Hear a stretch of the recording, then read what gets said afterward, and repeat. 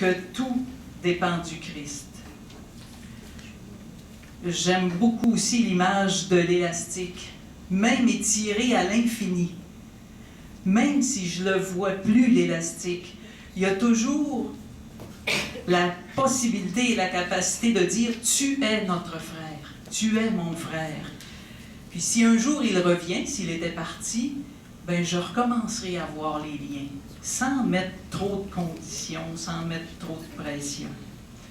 Puis dans l'image du célébrer, annoncer, servir, je vois dans le milieu ce que je ne voudrais jamais avoir à dire.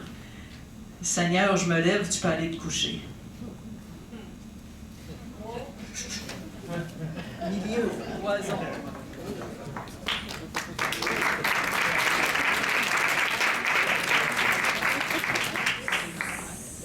Alors, moi, c'est Luc Bergeron. Alors, je suis prêtre responsable à la paroisse de Sainte-Anne à Chicoutimi.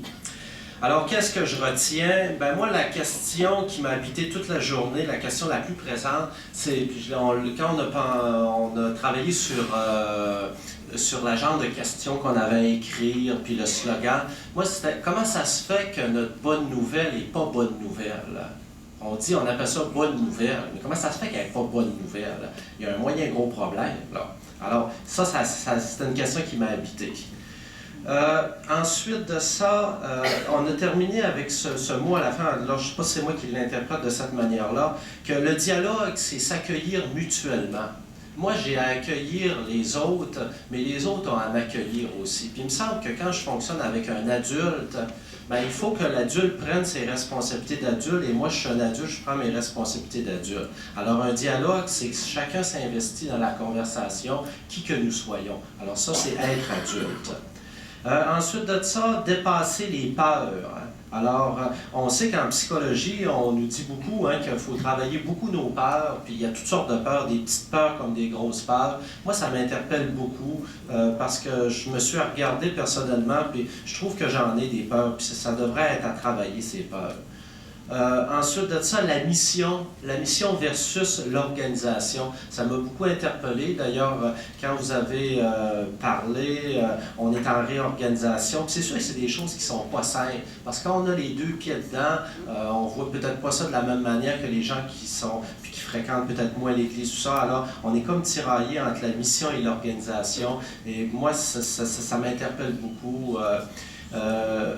Quand aussi on regarde que dans le temps, on a l'impression qu'on manque de temps, moi je trouve que le temps et la queue, c'est deux éléments qui peuvent aller ensemble, c'est-à-dire que si je suis trop pogné, ben, quand il m'arrive des choses à la dernière minute, je veux bien accueillir, je veux bien tout mettre mes choses de côté, mais en même temps, je suis bousculé dans le temps. Alors ça veut-tu dire que j'ai trop d'affaires à faire?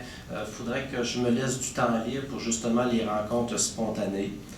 Ensuite de ça, une des premières idées qui a sorti ce matin, c'est concilier la vie et la foi. Comment que les deux, ça va ensemble, c'est pas deux affaires différentes. Alors, comment c'est important? Et je termine avec deux autres éléments. On parlait de discerner. Dans le domaine de la foi, le discernement, c'est quelque chose d'important. Seigneur, qu'est-ce que c'est ta volonté à travers cette personne que je rencontre, à travers mon travail que je fais? C'est peut-être niaiseux un peu, c'est pas magique non plus. Moi, le matin, quand je peux, j'essaie toujours de dire à Dieu, Dieu, les personnes que je vais rencontrer, les événements que je vais vivre, ben, ouvre-moi l'esprit, aide-moi. Ça ne veut pas dire que ça va marcher nécessairement, je ne sais pas, là, mais en tout cas, j'y demande pareil. Et toi, tu n'as pas utilisé ce mot-là, mais dans le début du christianisme, on parlait du kérigme. Le kérigme, qui est l'annonce de la mort-résurrection. Alors, je pense que c'est l'essentiel. Nous, on commence à travailler dans la paroisse où est-ce que je suis, à dire comment on va réussir à travailler avec notre monde d'aujourd'hui qui nous arrive avec toutes sortes de demandes, où est-ce que nos effectifs sont en diminution, puis on veut vraiment bien accueillir les personnes. Alors, peut-être qu'il faudra se recentrer plus sur le kérigme, c'est-à-dire que les gens réussissent peut-être à voir cette présence de Dieu dans leur vie, goûtent à cette mort-résurrection, ce Christ qui est libérateur. Puis les connaissances, ben, ils viendront après, quand on aura le temps, quand ce sera possible.